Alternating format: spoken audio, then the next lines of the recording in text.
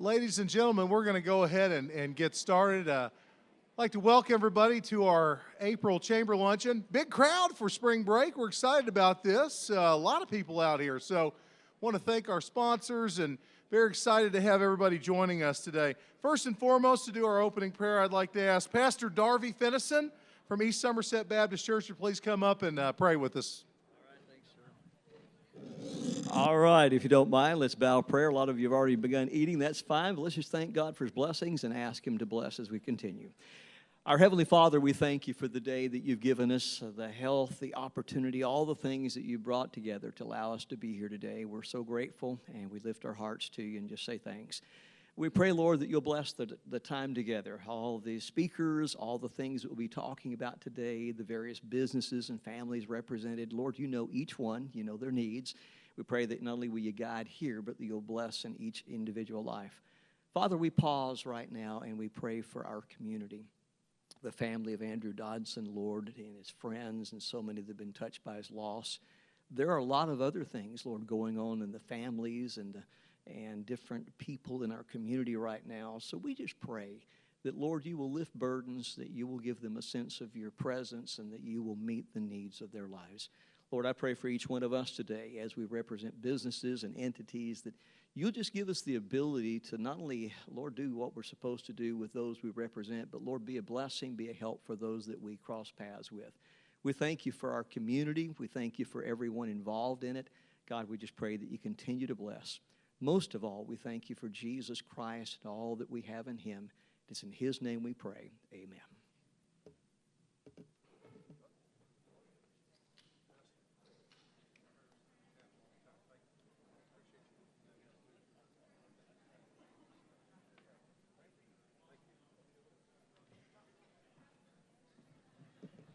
Thank you very much, Pastor Finnison. That was fantastic. A couple of quick announcements before we get into our program. We are very excited to have our Kentucky Secretary of State, Michael Adams, with us today.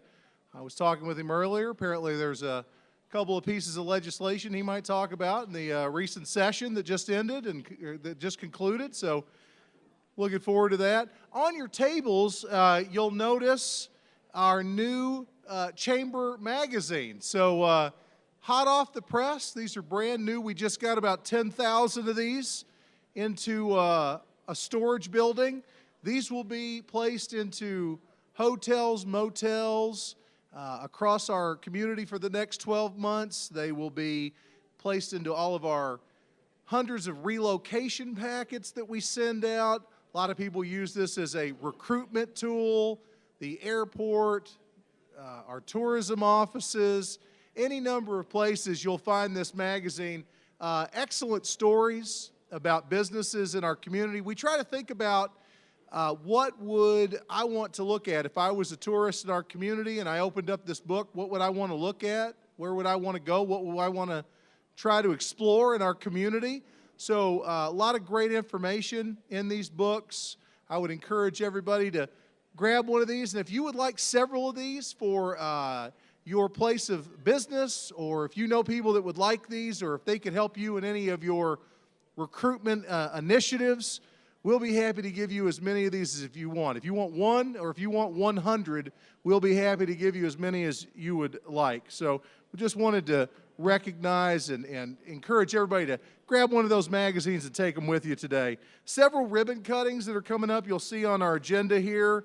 Our next one this Friday for Birdies and Barrels right in downtown Somerset. Meredith Fry Photography, RidgeNet Networking, and Window Fashions and more. So always a plethora of ribbon cuttings. We have 4 ribbon cuttings a month, every month, guaranteed or your money back. We do a lot of ribbon cuttings, and we're happy to do those.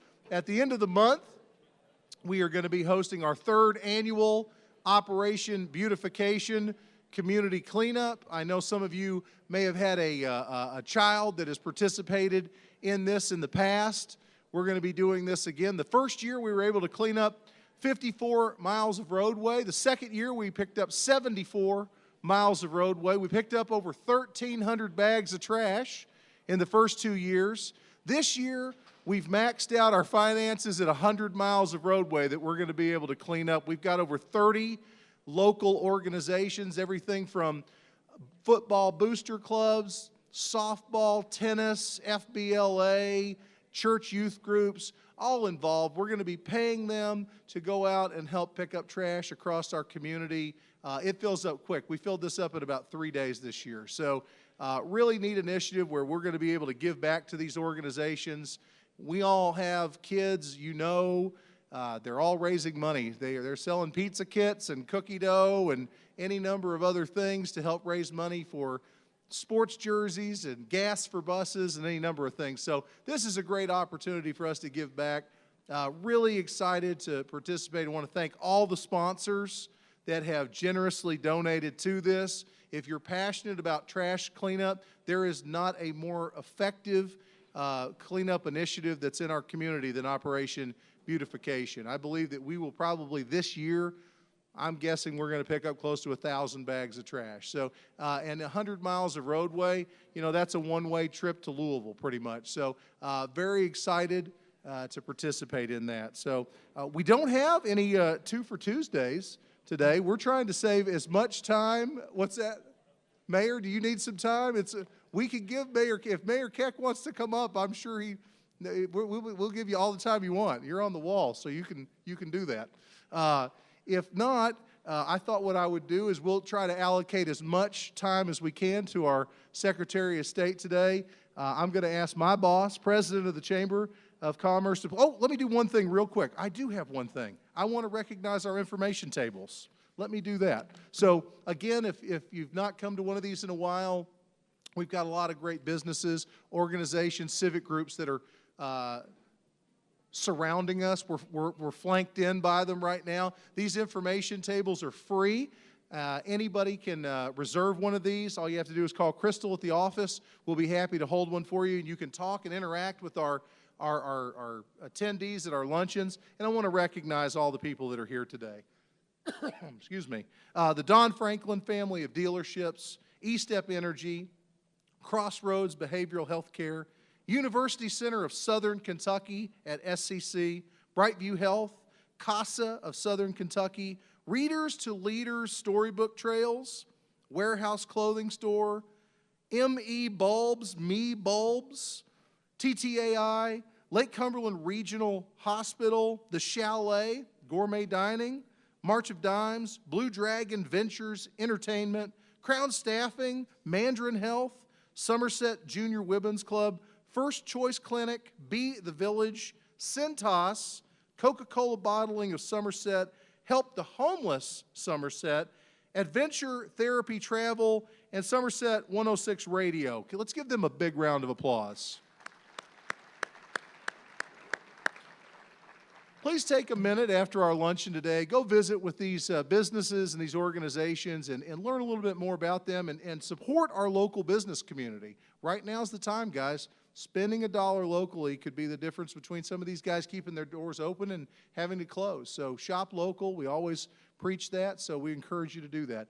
Now I'm going to turn it over to my boss, President of the Chamber this year, Mr. Sean Doherty.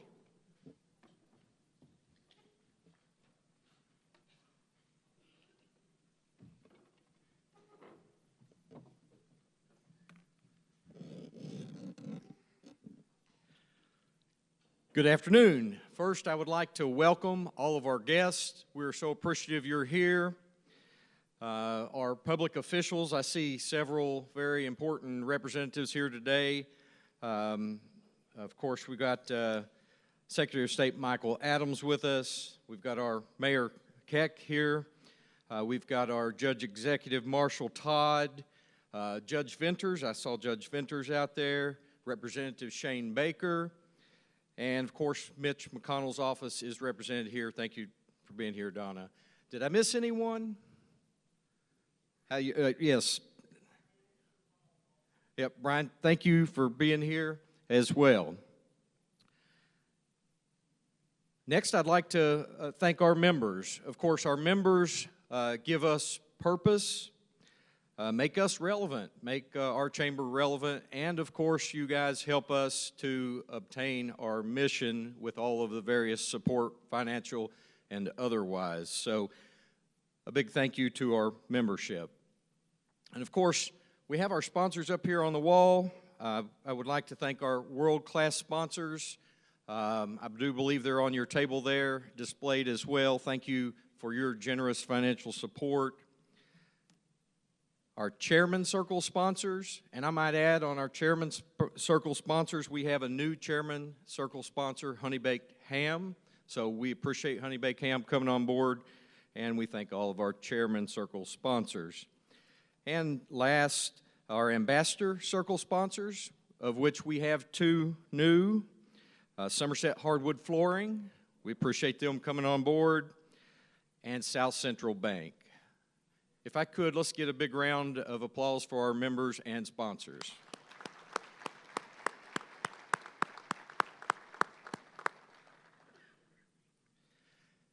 And of course, we're so appreciative of Sassy Spoon for the good meal, the Center for Rural Development for being a nice, steady, great venue for us to have our monthly chamber meetings. I'd like to also thank Coca-Cola Bottling of Somerset and Pepsi-Cola Bottling of Somerset for providing drinks today. Now, if I could, I'll have Lisa Phelps to come up and introduce our new chamber members.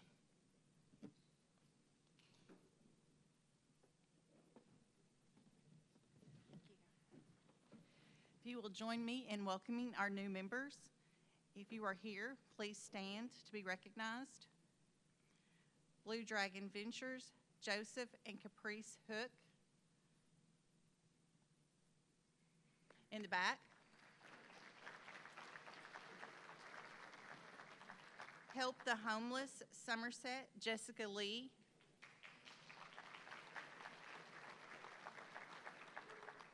Highport Digital, John Robinson.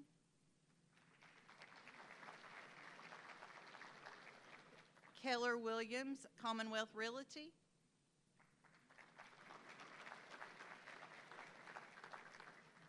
Lake Cumberland Outdoor Living, Eric and Gina Lowe. Mandarin Health, PLLC, Samantha Wilson. Readers to Leaders, Storybook Trail, Jessica Carlton and Kristen Whitson. Serving Side by Side, Rebecca Ritchie. Somerset Family Chiropractic, Andrea Esau. Southern Kentucky Cleaners, Joshua Sutton and Tyler Thomas. Supportive Network of Lake Cumberland, Bonnie Whitus. Thank you all for your new membership.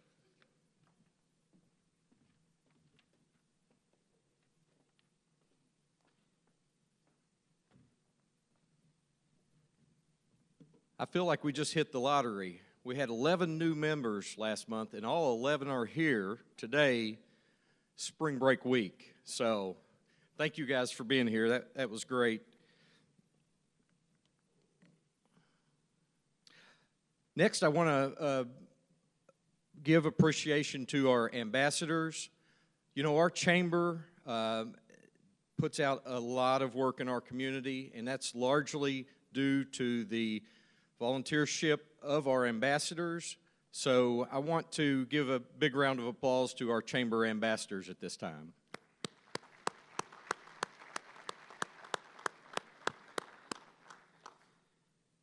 And I would like to recognize our Chamber Ambassador of the Month, Josh Collins.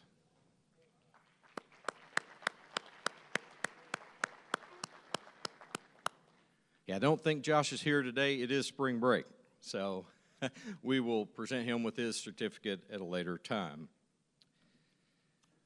Today, we have two corporate sponsors, E-Step Energy and the Don Franklin family of dealerships. They have both yielded their time to our Secretary of State so we can get some more good information. But I would like to read just a little information about both of them. They're both strong supporters of our chamber, and we're so appreciative of them. E-Step Energy is a wholesale fuel distributor and convenient retailer that has offices both in Somerset and Lexington. In December of 2021, E-Step Energy acquired Cumberland Lake Shell, and they do continue to operate their bulk plant facility where farmers, industrial, and commercial customers can either pick fuel up or choose to have E-Step's team of drivers deliver fuel. Additionally, E-Step Energy has a fleet of tractor trailers and a logistics division that delivers various brands of fuel to gas stations throughout central and southern Kentucky. The retail arm of the business operates 11 Shell stores, E-Step Shells, 4 of which are located here in Somerset.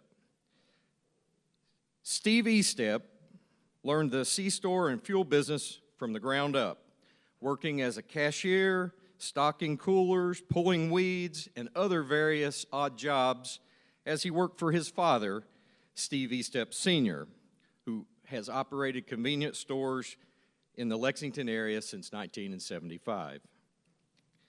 E-Step Energy employs about 175 people company-wide. 40 of those folks are right here in Pulaski County. E-Step Energy believes in investment in their employees, locations, and customers, and they are a proud world-class sponsor of our Chamber of Commerce. A big round of applause for E-Step Energy.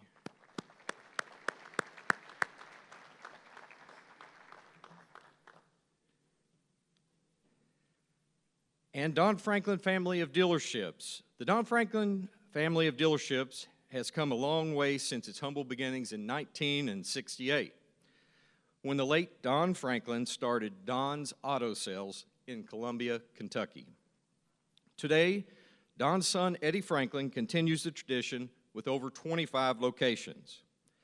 With 5 locations here in Somerset and over 300 local employees here in Pulaski County, they sell, let me see if I can get all these right. Joe, you listening? Chevrolet, Buick, GMC, Chrysler, Dodge, Jeep, Ram, Nissan, Kia, and Hyundai. Don Franklin's Auto is the largest auto group in Kentucky and one of the fastest growing family-owned dealership groups in the U.S. Corporate-wide, they have over 1,000 employees in the state. The entire Don Franklin family understands that great value and great service are critical to earning your business. They ask that you give their professional sales and service team a try. Or you can check them out online at donfranklinauto.com. A big round of applause for Don Franklin Family of Dealerships.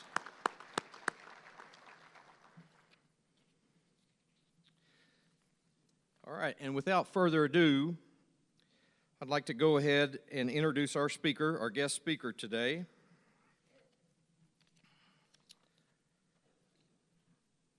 Michael G. Adams, a native of Paducah, is Kentucky's 86th Secretary of State and the 77th person to serve in that role. Michael attended McCracken County Public Schools and was the first of his family to get a bachelor's degree. After graduating from the University of Louisville, Michael attended Harvard Law School on a low-income aid scholarship. Returning to Kentucky, Michael clerked for Chief U.S. District Judge John Heyburn, worked on Senator Mitch McConnell's 2002 reelection campaign, and served as the Deputy General Counsel to Governor Ernie Fletcher, all before moving to Washington to accept an appointment as counsel to the U.S. Deputy Attorney General in the second Bush administration. As a candidate, Michael was routinely described as the most qualified person ever nominated for Kentucky Secretary of State. Inaugurated as Secretary of State on January the 6th of 2020, Michael is working hard to make it easy to vote and make it hard to cheat. and taking Kentucky from the back of the pack to a national leader in election administration. Michael is happily married to Christina and is the proud father of Lucia. Without further ado, our Secretary of State, Michael Adams.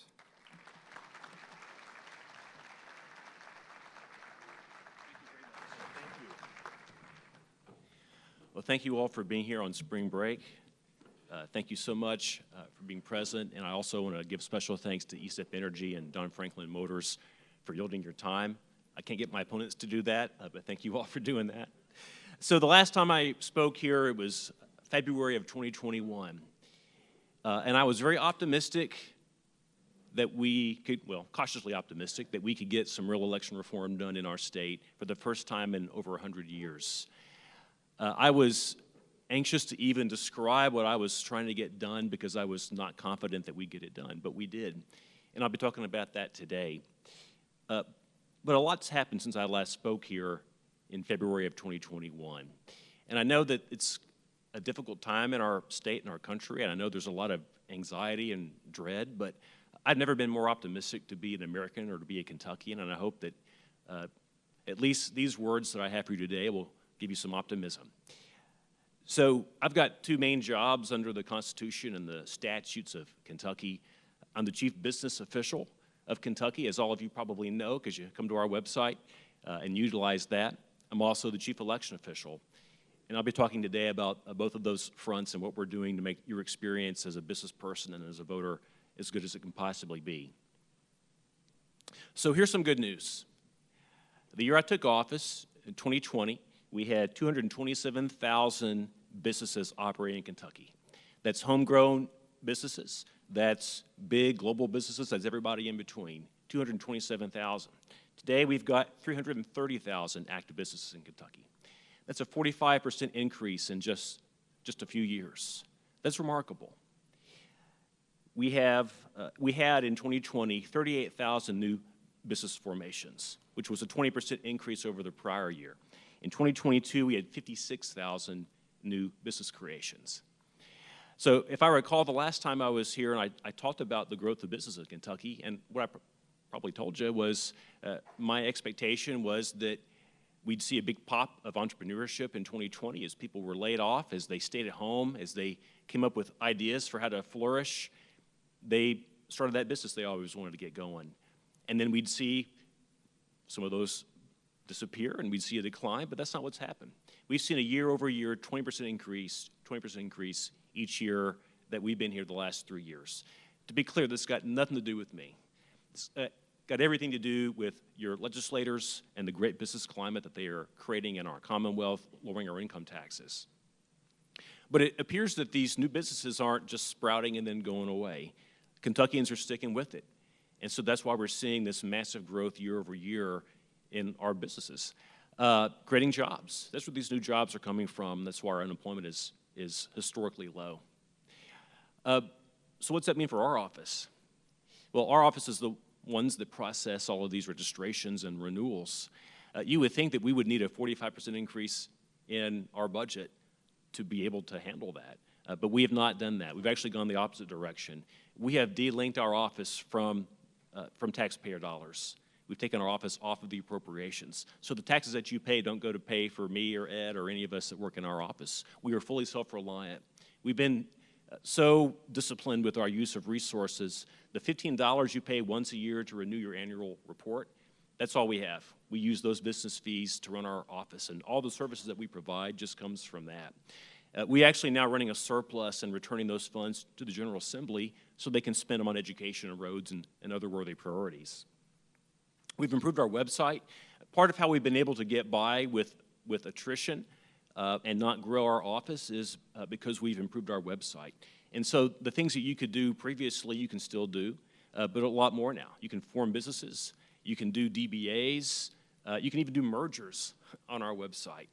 And that automation is good for you because it makes it easier. You don't have to come in our office anymore to get work done. You can just do it from the convenience of your home or your office. But also makes it easier for me. I don't need as many staff to pay to run our department. So we're being as efficient as we possibly can with your dollars, your business fees, to make this environment as good as it possibly can be for you. Of course, the other big part of my job, and the part that maybe is 90% of my daily life, is being the chief election official. And on this front, the news is very good as well. In 2020, Kentucky had, as America saw and praised, from coast to coast, a uniquely safe, secure, and successful election. It was safe. Kentucky was one of the few states that did not have a spread of COVID coming out of our voting. Other states did. People died because they went to vote in other states, not in our state. And that's a tribute to your great county clerk who's just retired, and I'm looking forward to meeting with your clerk, new clerk, after this. It's a credit to them and also to you, for voters, for just working with us to get through that process. It was a secure election. There were predictions of mass vote fraud. It didn't happen. We had a clean election. And we had the highest turnout we've ever had in Kentucky. So it was successful. So that was 2020. Coming out of that process, as I told you 2 years ago, there were some things that I would never, ever want to do again. But there were some things that I thought would really work well outside of a COVID environment. And so our legislators, we've worked with them each session, each of our 4 years in office. And here's something I'm really proud of. And this isn't a substantive thing, it's a process thing, but it's very important. Each year we've been here, we have had a bipartisan, at least one bipartisan election bill, major bill pass. Kentucky is the only state in America where the two parties are coming together in a collaborative, good faith way to improve the election process for our people.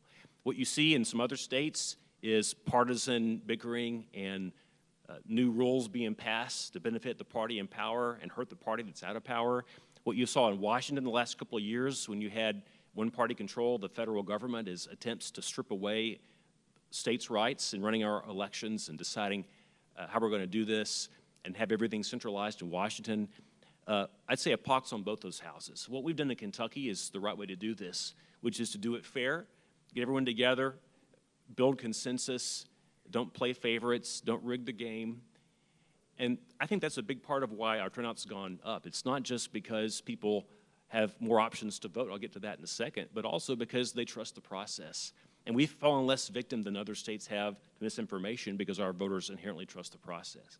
Look, I'll be the first to tell you, I'm a Republican.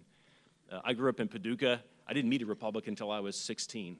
It was 88% Democratic at the time. All my family are Democrats. I looked at Somerset and I thought you were like a bizarro universe where everybody was Republican almost. I'm a Republican, lifelong proud Republican. But I think some things can't be partisan. I think the elections can't be partisan. I think whoever holds my job now or in the future has got to be someone who is fair, who lets everybody vote even if they vote against him. And if you don't have that, then our entire system is in jeopardy. So each year, each of 4 years, we've had real legislation to move the ball forward and improve our process. In 2020, it was photo ID to vote. And in some places, it's a partisan issue. I don't know why it is. I don't know why we wouldn't want a photo ID to know who our voters are. We got Democrats to join us and make that the law. We also got a law passed, of course, that enabled me and the governor, who's of the other party, to work together to make sure the election was fair and secure, and it worked perfectly. In 2021, right after I spoke here, we had the biggest election reform we've had in 130 years. If you go back in history, in our first two state constitutions, Kentuckians had, as a matter of constitutional right, 4 days to go vote. 4 days to go vote. Because you know what? It's hard to vote on one day. It's easier if you have a couple options. For political reasons, that was dialed back in the 1850s, and we just never got back around to expanding it back out. But you know what? It makes sense to do that. Early voting is really good for our people for a couple of reasons. One of them is obvious. It makes it easier to vote. I know of at least one person who historically hasn't voted, has been indifferent to politics, but now votes because she can vote at a time and a day that works around her work schedule. That's my own mom. My own mom is more normal, I guess, than I am. She votes sometimes, doesn't vote other times based on her convenience. Well, now she votes every time because she can take off work from JCPenney and go vote on Saturday and not have to worry about trying to take off on Tuesday to go vote. So this is good for our people to have that kind of access. And by the way, it's not Democrats that use it or Republicans that use it or independents that use it. Everybody uses it. The reflection of those who utilize early voting in Kentucky reflects the partisan breakdown registration almost exactly. In other words, we're not changing the rules to try to help my side or the other side. We're just helping our voters. And of every part of the political spectrum, they are all taking advantage of that. But here's a fun thing about early voting as well. It makes the election more secure. I've got a bipartisan task force. We meet before and after every election, and we met after the 2020 election, and they reported to me, and this is cops, this is prosecutors, these are people who are no-nonsense people on election fraud. What they reported to me is that early voting has helped kill off vote buying in our state, because vote buying requires a lot of effort on one day to make sure you buy enough votes to flip that election. We still see, unfortunately, poverty in eastern Kentucky, in some parts of eastern Kentucky, and you've seen vote buying very recently even, but not on our watch, because we've made it harder, not just through security improvements, but also through early voting. When you have early voting, there's more days you have to go out and buy votes, and you increase your exposure. And so we think that's part of the reason why it's been eliminated. So early voting makes the election more accessible, yeah, but also more secure. Other things that we've done, we've banned ballot harvesting. There was a congressional election just a few years ago in North Carolina that had to be overturned. A congressional election, a major election, overturned because of ballot harvesting. The mayor of Martin, Kentucky, and Floyd County in the past decade was sent to federal prison for vote fraud. What she did wasn't illegal under state law. She was the mayor, she controlled public housing, and she used that power to compel residents in public housing to get an absentee ballot and mark it under the supervision of her campaign staff. And then they brought the ballots back to her to check. Legal under Kentucky law. It's crazy. So we've closed that loophole. We've made it a felony. We have never used the internet to count votes in Kentucky, and we never will. That's previously just been an assurance by me or people in my position, but now it's the law. It's actually a felony to connect any of our devices to the internet. Any device that counts a vote, which is to say any ballot scanner, it's a felony to connect that to the internet. I don't know how you could even do it. They don't have a modem in them, but if somehow you manage to get a modem in there, we put you away. We've transitioned away from the electronics toward paper. When I campaigned in 2019, the number one thing people would tell me around the state, sometimes Republicans, sometimes Democrats, sometimes even libertarians, everybody thought this, is we should get away from electronics and have paper ballots. People trust a pencil and paper in a way they don't trust anything else. And I think that's contributed to our increase in turnout as well. This is a race with no finish line. We work hard every day, and we come back every single session to our legislature with more suggestions on what we can do to improve our elections. I'll tell you what we worked on this year. Obviously, this was a really important session. Quite a bit got done, and we're just now digging out from the session ourselves. We had two priority pieces of legislation I want to tell you about. One of them has very little to do with elections, but it's really important to me. It's the Safe at Home Act, Senate Bill 79. So our office has a program that my predecessor of the other party created, very worthy project, called the Address Confidentiality Program, the ACP. What it said is if you've got a protective order because someone is, you're a victim of domestic violence, abuse, sex trafficking, anything else, you can register with the Secretary of State, and then we can use your address as the public-facing address on the voter rolls instead of the address where you actually are. Use our address so we can shield you and help protect you from violence. We only have, I think, about 48 people that use that program. We looked at other states, and 38 states have a much more robust program. They allow anyone to apply for it, not just people that have a domestic violence protective order, because sometimes people don't know who's after them. They know they're being stalked, but they don't know who it is. Well, you can't sue someone to get an order if you don't know who it is. So it just wasn't inclusive enough. Another problem with it is that it only applied to the voter rolls. There's dozens and dozens of ways that your address is publicly facing on public records that you have no control over, and if you've got someone out there who's after you, they can find a way to get to you. So we have worked with legislators of both parties to close these loopholes. I don't have a promise yet, but I do believe the governor is going to sign that bill today into law. We're really proud of the Safe at Home Act. The other bill is an election bill, and it makes some changes that are pretty technical, but I think really important to the voter experience. The biggest one is that it applies the ban on electioneering beyond just Election Day to all the days people are voting. So for all those years we just had one day to vote, there was a ban on people harassing you when you went to vote. They had to stand 100 feet away and leave you alone and let you vote in peace. Well, unfortunately, when the early voting law was developed, it didn't bring in that same law because it wasn't election day, it was early voting days. So we've closed that loophole. And we did have some very clever, inventive candidates spying that loophole and bugging voters on the way to the polls. We're not going to have that this year. And finally, this is something that you've not really seen here, but it was a huge issue in some other places out in the state, is long, long lines on election day. Unfortunately, we do have some local governments that I think have gone too far in closing the number of locations for their people to come vote. Y'all haven't had that problem here. Y'all have had excellent leadership here, but we do have some locations in the state. I'll just give you one example. In Louisville, we had a special election in February, and the local government tried to have just 4 places to vote. This is a major city, 4 places to vote. It's the same place that had just 1 place to vote in 2020, and it became a national scandal. I believe in local control, local government strongly. I'm a conservative. That's part of what we believe. But part of that also is the state's going to help pay for your election. We've got to have some role in that process and some oversight. So House Bill 302, at my request, passed with support from both parties, and the governor signed it last week. House Bill 302 says that before you can have a consolidation of voting locations locally, that has to go to Frankfurt for review. I get to review it, and then if I want to veto the plan, I can veto the plan, and then I can be overridden by the State Board of Elections by, I think it's a 2/3 vote. Checks and balances. That's the special sauce that makes our state work so well in elections. It's not just that you had Republican and Democrat working together at the top. You also have a State Board of Elections of Ds and Rs. You got a County Board of Election of Ds and Rs. And every single precinct in Kentucky is a mix of Ds and Rs working in good faith.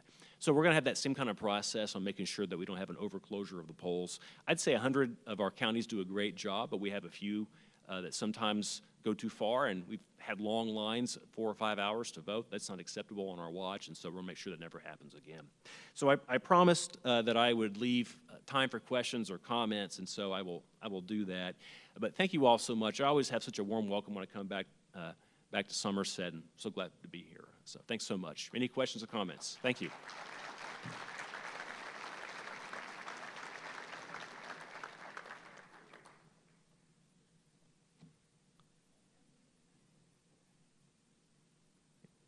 Any questions or comments?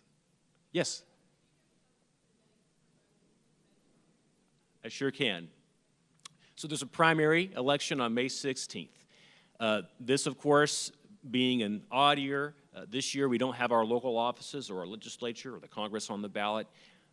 You will have you'll have 6 constitutional offices. The lieutenant governor will go on the ballot after the gubernatorial primary is over. And so the governor's race, Secretary of State, Attorney General, Auditor, Treasurer, Commissioner of Agriculture will be on the ballot. If you're a Democrat, then you will get to vote in the primary for governor and Commissioner of Agriculture. They don't have primaries in their other races, just one person filed for those offices. On the Republican side, every race except for Attorney General, there is a primary. The date of the election is May 16th. That's 6 weeks from today. But we have early voting, of course, so May 11th, 12th, and 13th, that's a Thursday through Saturday. Those days will be open voting days as well. If you want to vote in person, but you cannot vote on those days because you're out of the county, you can also vote at the clerk's office the 6 business days before May 11th. Typically, about 1% of our voters fall in that bucket. Not a lot, but enough that it's a worthwhile endeavor. And just a quick point about primaries. Kentucky is getting more red, yes, but also more polarized. Louisville and Lexington are getting more and more Democratic, and other parts of the state, especially the rural areas, are getting more and more Republican. Here's what that means for you. The primaries are becoming increasingly important in how we choose our leaders, and the general elections are becoming a little bit less important in many cases. For a long, long time, about 150 years, we were a one-party state, a Democratic state. And so I'm from Western Kentucky, near a Fancy Farm, and the Fancy Farm picnic was set in August because we used to have primaries in August, and the primary was the general. We didn't have a functioning Republican Party. And so the Fancy Farm Picnic was like the last big event for Democrats to pick their nominee, because that's who your governor or your senator was going to be. I'm not saying we're there. We're not. We're about 46% Republican, 44% Democratic, and 10% other, mostly independents. But over time, as the state shifts politically, these primaries are going to get more and more important, because the people that win them are probably going to be your elected officials come November. We only had 19% turnout in our primary in 2019 when I was on the ballot. 19%. Among Republicans, it was 13%. I'm hopeful for a good turnout in this primary coming up. Right now, I think it's going to be about 20%. I'm hoping that it'll be bigger than that. It breaks my heart that we have 80% of our voters that sit at home when these races are so important. Again, in many cases, the person you pick for that office is going to be elected in November almost automatically because one party is stronger than the other. So I just want to encourage you, please take advantage. We've given you more days to take advantage of it as well. Thank you. Any other questions or comments? Okay. Well, thank you all so much. I love coming down here. I'm looking forward to a great day visiting some local folks, and I'll be back soon. Thanks so much.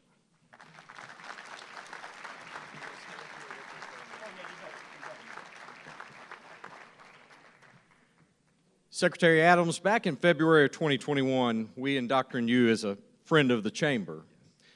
And we really appreciate you coming back and visiting with us. And today, we'd like to present you with some of our finest bourbon. We have some Horse Soldier bourbon here for you, and we have it inscribed on the back. We have a quote from Steve Jobs. If you really look closely, most overnight success took a long time. Steve Jobs. And I recognize you didn't get where you're at today without a whole lot of hard work, but we're appreciative of the hard work you've done and what it means for making a difference to each of us. I personally see how much better and easier it is to register annually for my small business, and I appreciate that efficiency. I like efficiency, and I think that's the way to be. So we're appreciative of you, and we'd like to present you with some Horse Soldier bourbon. Thank you so much. Thanks so much.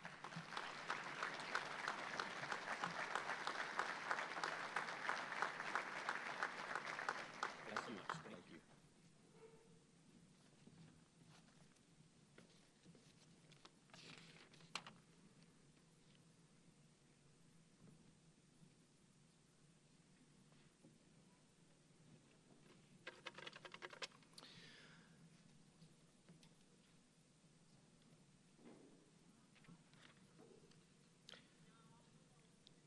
Before we close today, one thing I need to do, I'd be remiss if I didn't also mention a couple other folks that we have here. I see, of course, Brian Mills with Senator Rand Paul's office and our county clerk, Tim Price, here with us as well today. You know, you always run the risk of leaving someone out when you name officials. But I feel like it's so important that our officials are here and amongst us and being part of our business community. It tells me that they are supportive of our business community. So I wanted to call them by name today for being here and representing. So thank all of our elected officials, and thank you guys for giving me grace on leaving you out. Okay, now it's that time where we've got some door prizes here. I've got a 20% off M&W printing,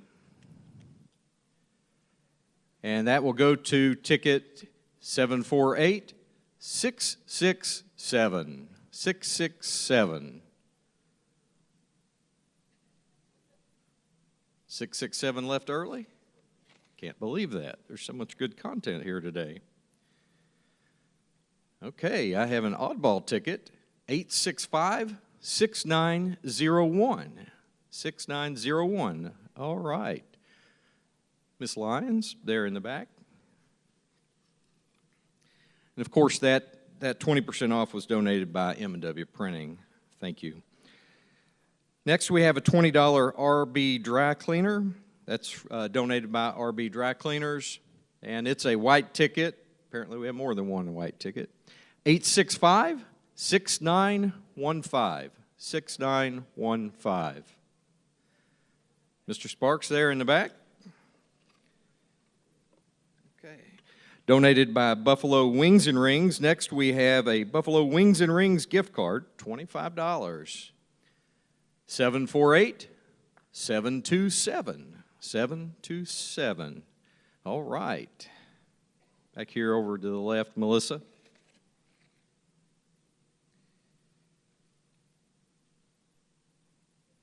Donated by Hardee's. Hardee's South. Is that correct, Linda? Hardee's South. We have a Hardee's gift card, $20. 865 6913. 6913.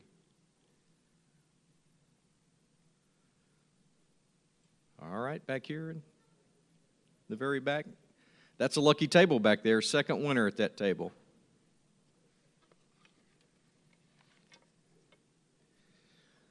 Now you guys will look at your tickets. We've got a $100 gift card from E-Step Energy. Yeah, it's a Shell gas card. Shell gas card. 748 736. 736. No? Oh, there we go. The judge. Judge Todd.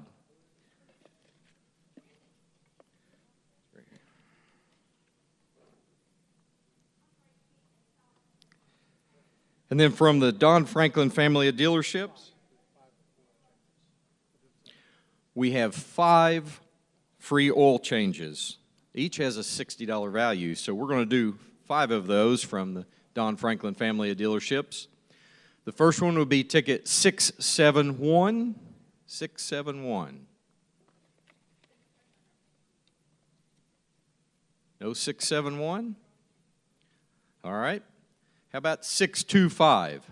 625. Here we go. The second oil change, 709.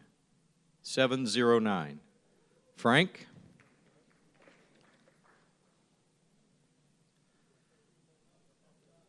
The third oil change, 742. 742.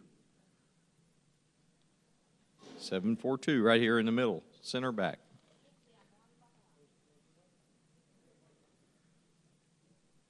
All right, the next one, 697. 697, center front. And the last one, white ticket, 865 6912. 6912. Right back here. Crystal Cox, there you go.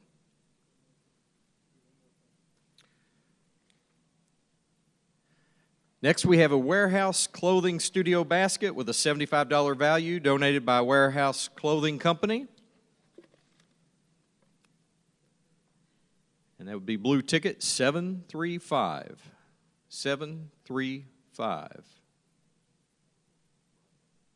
735 right here in the front.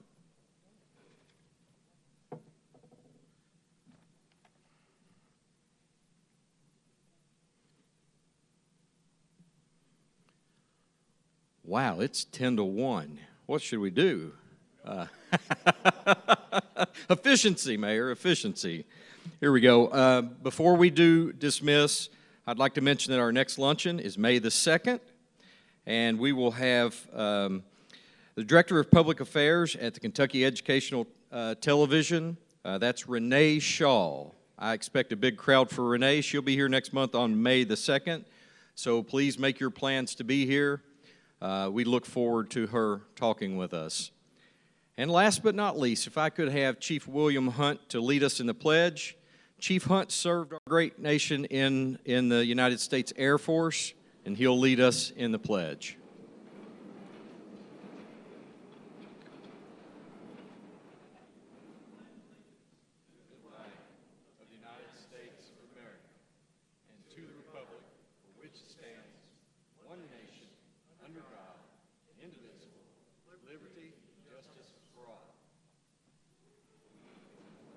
All right, we'll see you on May 2nd. You guys have a great day.